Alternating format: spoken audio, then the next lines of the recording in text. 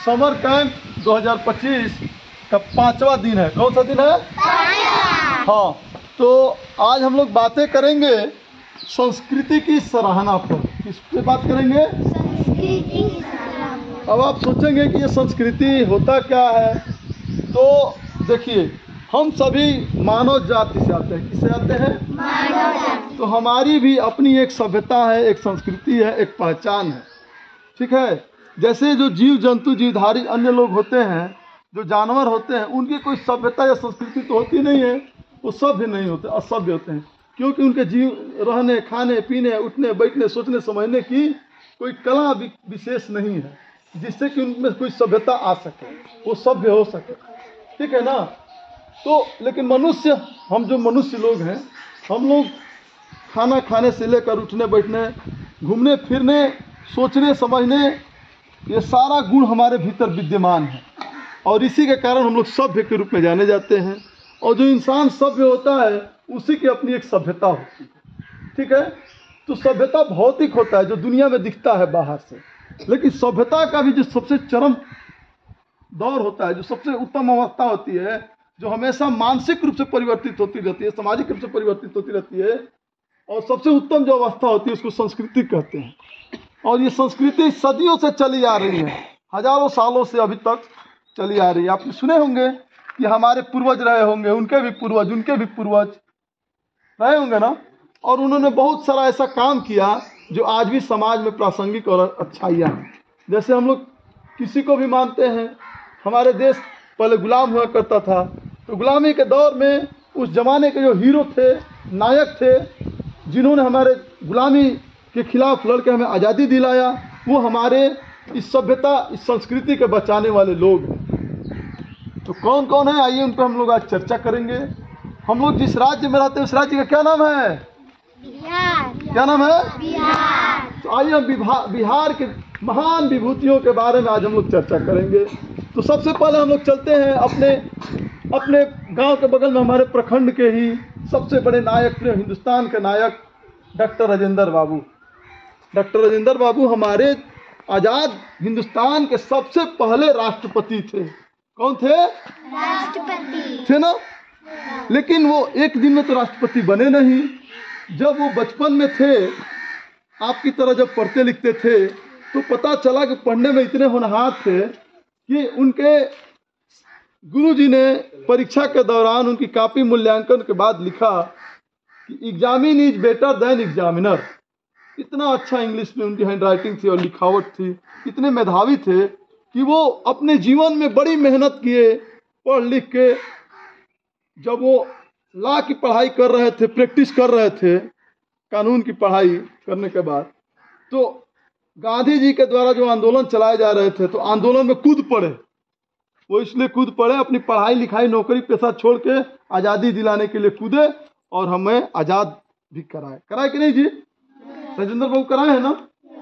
कराए है ना। जो हमारा संविधान बना है उसके पहले वो संविधान सभा का अध्यक्ष बनने से लेकर राष्ट्रपति तक बने रहे। उन्होंने हिंदू बिल कोड जो देश के भीतर बना, उसमें और पहले प्रधानमंत्री जी के बीच बड़ा नोक झोंक था, टकराव था। तो राजेंद्र बाबू ने कहा कि यही हमारी संस्कृति की रक्षा करने वाला बिल है, जिससे हमारे समाज का उत्थान होने वाला है। तो उन्होंने भी संस्कृति के उत्थान और रक्षा करने के लिए अपना जीवन समर्पित किया। तो उस राजेंद्र बाबू उसके मेहनत और परिश्रम से हम लोग सीखेंगे कि नहीं? हम लोग भी पढ़ेंगे ना, मन लगा के पढ़ेंगे ना।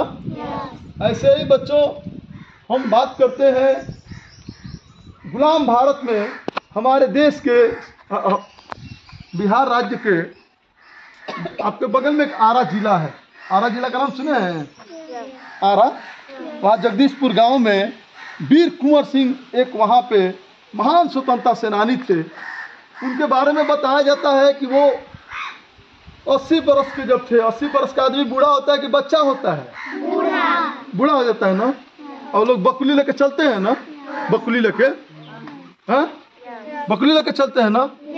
तो बच्चों, वो पता चला कि अंग्रेजों के खिलाफ सेना का एक सेना से दूसरी सेना का युद्ध होता था। तो इनके पास एक सेना की छोटी सी टुकड़ी थी और अंग्रेजों के पास गोली, बंदूक, राइफल और ढेर सारे लोग थे। अंग्रेज हमारे यहाँ शासन करने के लिए आए थे। ये कहते थे कि हम तुम्हारी गुलामी बर्दाश्त नहीं करेंगे, हम तुम्हें अपने देश में रहने नहीं देंगे। वो अंग्रेजों से डायरेक्ट लड़ते थे। एक दिन की बात है, आरा जिला से बलिया के पास आना था। कहाँ आना था? बलिया। बगल में बलिया है, मैं भी बलिया का रहने वाला हूँ। तो अंग्रेजों के पास खबर चली गई, डगलस उस समय का सेनापति था। पता चला कि नाव के माध्यम से पूरी वीर कुंवर सिंह स्वतंत्रता सेनानियों को पार कराने वाले हैं। तो वो क्या किया कि नदी के पास खड़ा हो गया, गंगा जी के पास में, कि जैसे वो लोग आएंगे तुरंत उनको गोली मार देना है। तो वीर कुंवर सिंह 7 मील दूर से एक शिवराजपुर एक गांव था, वहीं से नदी के माध्यम से अपनी पूरी सेना को पार करा दिए, नदी को पार करा दिए। जब सभी लोग नाव से चले गए तो लास्ट में अंतिम नाव से वो खुद है, ठीक है। तब तक पता चला कि उनको अंग्रेजों को तब तक खबर चल गया कि सभी के सभी सेनानी भाग गए नदी पार करके। तो अंग्रेज वहाँ पे पहुँचे, गोली बंदूक राइफल पिस्टल डगलस के नेतृत्व में लेकर। तब तक सभी लोग पार कर गए थे, एक वीर कुंवर सिंह बचे थे, वो भी अंतिम नाव से पीछे जा रहे थे। तब तक उन पर गोली चला दिया गया। कौन गोली चलाया? अंग्रेजों ने गोली चलाया। उस 80 बरिस के बूढ़े आदमी के बाएं हाथ में गोली लग गया। कहाँ? बाएं हाथ में गोली लग गया। तो उन्होंने कहा कि थोड़ा भी चिंता नहीं किया कि गोली लग गया।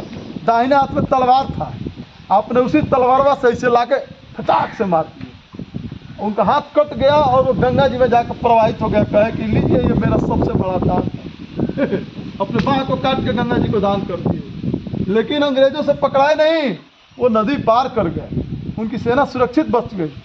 बड़ी लंबी लड़ाई लड़े। तो ये हमारे वीर कुंवर सिंह थे जो बुढ़ापे में नौजवानों से ज़्यादा मजबूती के साथ ताकत के साथ लड़े और हमारी देश की आज़ादी में उनका योगदान रहा। ऐसे ही हमारे देश के एक महान विभूति हमारे बिहार के हैं, आज़ादी के और आज़ादी के बाद के भी नायक, जिन्हें लोक नायक कहा गया, उनका नाम जयप्रकाश नारायण जी है। जयप्रकाश नारायण, जेपी बाबू के नाम से उनको जाना जाता है। जयप्रकाश नारायण जी शादी तो किए प्रभा से, लेकिन वो अपनी आजीवन ब्रह्मचर्य का जीवन जीते रहे। उनको था कि पूरा देश मेरा भाई है, मेरा बंधु है, मेरा समाज मेरा परिवार है। जब तक ये देश आज़ाद नहीं होगा, हम खुश नहीं होंगे, मेरे बाल बच्चे होकर मैं क्या करूँगा। पूरा उन्होंने वो अमेरिका से पढ़ के आए थे और गांधी जी के साथ आंदोलन में चले गए। वो जब 1932 में सविनय अवज्ञा आंदोलन जब चला तो वो जेल चले गए, हजारीबाग सेंट्रल जेल में। वहाँ जाने के बाद पता चला कि उनको टीना जानते हैं टीना, तो टीना का उनको घर बना के दिया गया, छोटा सा टेंट जैसा, और उसी में सोते थे और उसी में रहते थे। टीनवा गर्मी के दिन में गर्म हो जाता था और ठंडी के दिन में ठंडा हो जाता। ठंडा होता है कि नहीं? और गर्मी के दिन खुद तबाही करता है ना, टेम्परेचर बढ़ जाता है ना, उसी में वो रहते थे। उस जेल के भीतर जितने सेनानी बंद थे, एक ही लाइटिंग थी, हजारों लोग उसमें जाते थे। किसी का पेट खराब हो जाता था, क्या होता था, बहुत लंबी कहानी है, उसमें बातें नहीं होंगी। लेकिन उनके एक मित्र थे राम वृक्ष बेनीपुरी, वो भी जेल में गए थे हजारीबाग के, और वो अपने साथियों से कहे, जेपी बाबू, कि इस देश की आज़ादी के लिए यदि हमें अपने जान की भी कुर्बानी देना पड़े तो हम देंगे। तब तक एक दिन जेपी बाबू की पत्नी जी गुजर गई। पत्नी नहीं, उनकी तीसरा बेटा गुजर गया। सॉरी, मैं गलत बोल रहा हूँ। राम वृक्ष बेनीपुरी के तीसरा बेटा गुजर गया, राम वृक्ष बेनीपुरी का। तो समझाए बेनीपुरी को कि बेनीपुरी जी आप रोइए मत, कि आज़ादी के लिए आपने अपने बेटा को समर्पित किया है, घबराना नहीं। तब तक मान गए बेचारे बेनीपुरी जी। तब तक एक दिन जयप्रकाश नारायण जी की भी पत्नी गुजर जाती है। तो कहा जाता है कि जेलर तो कह नहीं पाया डर के मारे कि जेपी बाबू से हम कैसे कहें। तो बेनीपुरी जी जाके कहे जेपी बाबू से कि आपकी पत्नी गुजर गई, और डर के मारे कोई कह नहीं पा रहा था, रोते हुए ये कहे। लेकिन जेपी बाबू थोड़ा भी न रोए, न घबराए, न उनके चेहरे पे कोई सिकन आया। कहे कि कोई बात नहीं, ये तो देश की आज़ादी के लिए मैंने एक छोटा सा योगदान मात्र दिया है। इस तरीके के जेपी बाबू थे। जब देश आज़ाद हो गया तो उनको सरकार में शामिल होने की बात आई तो उन्होंने कहा कि मुझे पद की ज़रूरत नहीं है, मुझे प्रधानमंत्री मंत्री नहीं बनना है। इतने बड़े त्याग पुरुष थे। जब आज़ादी के बाद देश जब दूसरे दिशा में जाने लगा, लोग भ्रष्टाचार फैला दिए, करप्शन फैला दिए, तो 74 में वो यहीं बिहार में स्वतंत्रता आंदोलन किए, बिहार में आंदोलन किए। पता चला जेल गए, क्या हुआ, छात्रों के साथ लड़े, फिर गुजरात गए। आते आते 75 में उनको जेल भेज दिया गया, इंदिरा गांधी जी उनको जेल भेजवा दी। और पता चला कि वो जेल से ही ऐसी लड़ाई लड़े कि पूरे देश में क्रांति, संपूर्ण क्रांति का नारा लगा और इंदिरा जी की सरकार चली गई और देश में दूसरे प्रधानमंत्री बन गए। लेकिन जेपी बाबू कोई पद आजीवन नहीं लिए। उस जेपी बाबू की धरती ये बड़ी बिहार है ना जी, है कि नहीं? वैसे ही इसी जगजीवन राम जी, कर्पूरी ठाकुर जी हमारे ही बिहार की महान विभूतियाँ रहे हैं।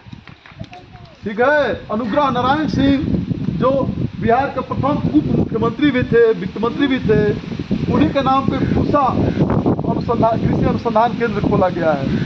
हमारे बिहार में बच्चों बहुत सारे ऐसे स्वतंत्रता आंदोलन क्रांतिकारी लोग रहे हैं जिनके आंदोलनों की बदौलत आज हमारा देश और राज्य खुशहाल है। तो हम लोग उन्हीं लोगों को अनुसरण करते हुए अपने सभ्यता, अपनी संस्कृति को बचाना है और इन्हीं के पक्ष में हम लोग को रहना है। तो हमारी सभ्यता संस्कृति का भी हमारे लिए होना जरूरी है। अगर कोई व्यक्ति अपने इतिहास को जो भूल जाएगा वो एक अच्छा भूगोल का निर्माण नहीं कर सकता है। तो इसलिए हमें भी अपने संस्कृति को बचाना है। समझ में आया ना? आप लोग सुरक्षा करेंगे ना अपने सभ्यता संस्कृति की? किसी को निरादर नहीं ना करेंगे, किसी को उल्टा नहीं ना बोलेंगे, किसी को अपमानित नहीं ना करेंगे, सबको सम्मान देंगे ना? सभी को सम्मान देंगे ना जी? Okay, thank you.